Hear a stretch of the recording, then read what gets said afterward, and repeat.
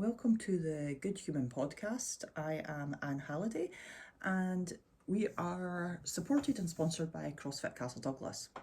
Now today I'm going to talk about building your nutritional base and building complexity as you go along. Okay, so we're going to look at the idea of being consistent over a long period of time and the benefits of that. Now sometimes I do meet people who I can throw a whole load of information at and they just trot off and implement all that into their lives. Those people are extremely in the minority. The vast majority of us, what we need to do is we need to build new strong habits over a long period of time that are then sustainable. Okay, now the reason that they become sustainable is because we build new habits. Now I think there was some recent research that said it's 66 days to build new habits. And from personal experience, I would say that was fairly accurate. I believe in the past I've told people it takes about 3 months, although this research was actually saying most people seem to think it takes 3 weeks. So 66 days is actually quite good news for me because that's less time than I was telling people. So 66 days to build new habits. Now, what does that mean? It means that you have to consistently implement something over that period in order for it to become a habit. It doesn't just become a habit because you thought of it on day one and then 66 days later, you're like, oh yeah, cool, that's a habit now. You have to practice, okay? Now, I think this is sometimes something that people don't think applies to nutrition. They don't have to practice, but every single day that you make bad choices, you're buying like lots of processed food, you're practicing that habit and you're implementing that habit every time you're drinking fizzy juice. You're practicing that habit and implementing that habit. And just as those habits can be practiced and implemented, so too can the habits of good nutrition. So, the basis. Here's what I would suggest to the vast majority of people. Start with something simple. In the last podcast, I talked about the importance of eating fruits and vegetables. And that's where I get everybody to begin. Now, some people can move on from there very quickly. Most people just need to keep focusing on that over a very long period of time. And eventually fruits and vegetables become part of what they eat and they don't have to think about it as hard. Now, those fruits and vegetables I talked about in the last podcast can be anything. Try and get as much variety in there as possible, plenty of green stuff. But your main priority initially is quantity. Okay? Start with the quantity, start with high quantity of fruits and vegetables. And honestly, right at the initial go, I don't care what those things are, okay, as long as there's something that was a plant. Okay, as long as it grew, crack on and eat it in large quantities. If you want to hear a bit more about the fruits and vegetables, jump into the last podcast. Now, once you've established, and that's going to take a different period of time for different people. Some people it's going to be a few days, some people it's going to be a few weeks, some people it's going to be that full 66 days. Once you've established the habit of eating a larger quantity, so the 800 grams is a nice benchmark. Once you've established eating a large quantity of fruits and vegetables, then you can start looking at variety. Now, ideally, we'd be looking at 30 different types of fruits and vegetables over the course of a week. Some people think that's very difficult. I would say it's not as hard as you think. Every time I go to the supermarket, I try and buy something I wouldn't normally eat. Maybe it's a different type of mushroom, maybe it's a different type of fruit. Sometimes, honestly, I eat a lot of fruits and vegetables, so variety is not much of an issue. I bought a different type of cabbage last week. So it doesn't need to be like a completely, because I normally buy red cabbage. This time I bought Savoy cabbage, okay. So different types of fruits and vegetables, keep the variety growing, okay. Keep it growing, keep it interesting all the time. Different types of berries, you get the idea, right? So you've got the quantity, you've got the variety, okay. Now then, the next thing that we're going to look and move on to is the protein that you're eating. So I'll go into protein content and quality and stuff in another podcast. So just as a very basis. Now you're going to have to measure protein. You're going to have to measure it in an app. Most people use the MyFitnessPal app. Because 100 grams of roasted chicken breast is going to be something like 20 grams of protein, maybe 25. It depends. Depends on your source. So cooked. So get into the MyFitnessPal app, cooked chicken breast, type it in, 100 grams, and it'll tell you how much protein that is.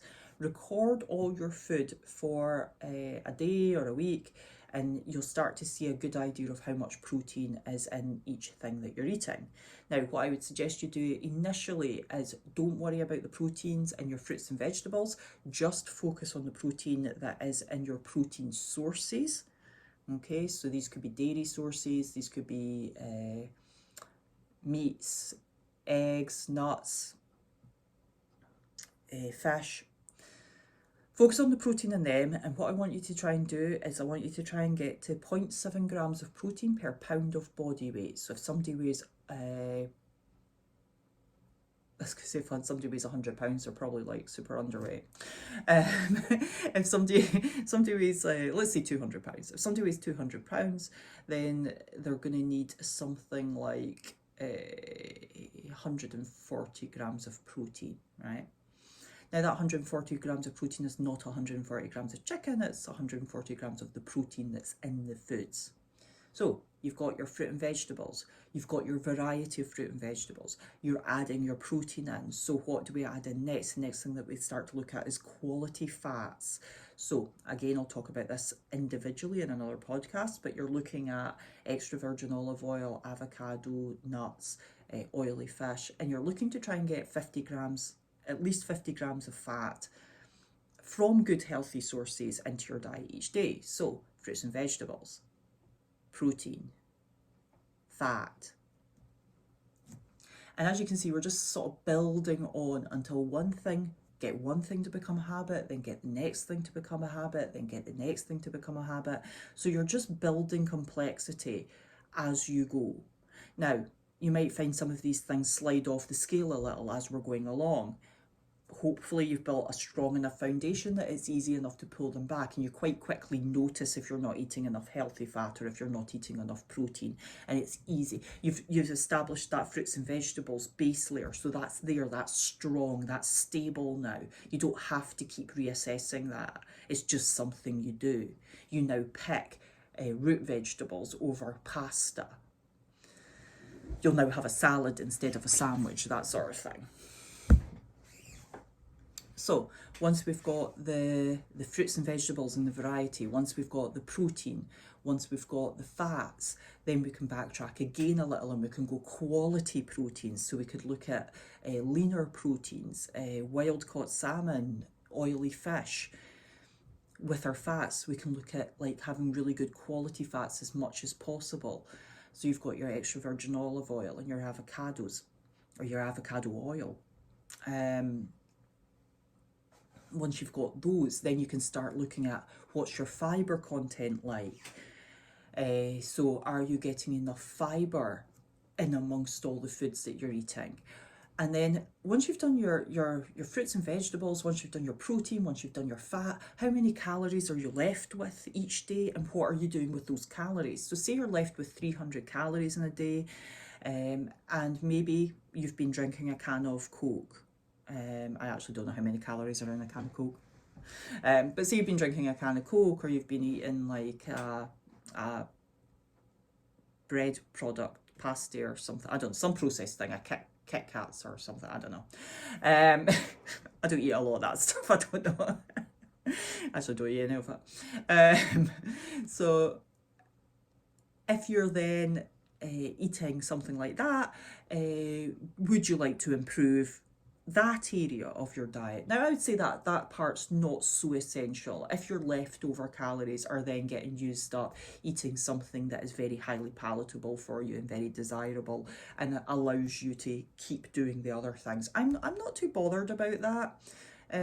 But If you would like to become more optimal and build your diet more carefully and go a little bit further, then you could look at that as well. Could you do better there? Could you have some nuts there rather than having the Kit Kat? Could you have a different type of like flavoured drink rather than having, could you add some fruit? Like make like a fruit cocktail thing. I don't mean alcoholic. Rather than having the fizzy juice. Could you even just buy diet fizzy juice rather than buying the full sugar stuff? Can you make improvements elsewhere? Could you be drinking more water? Water actually comes pretty early on, but we're not specifically looking at that today. So just bit by bit, you're building the building blocks, making things a little bit more complicated as you go along, but it's all about creating habits and it's all about being consistent. I will beat the consistency drum until, well, I will consistently beat the consistency drum. There is nothing that will be more powerful and work better than being consistent over a long period of time. Every diet will work if you do it consistently over a long period of time. Diets never work if you do not do that. No diet will work if you are not consistent. So that's going to wrap that up for today. Build carefully, build a solid foundation, take your time, don't rush it if you cannot be consistent with it. And be honest with yourself. Think about who you are and what you are capable of doing. Are you somebody that's interested in something 1 minute and then a week later they're interested in something else, like shiny object syndrome? Oh, what's that over there? Okay. Be honest with yourself. Is that who you are? Once you recognize who you are more likely to succeed. And you will not move on to another stage until you've built that foundation at the base. Okay, so don't be worrying about your protein if you're still not hitting the fruits and vegetables. Okay, catch you in the next one.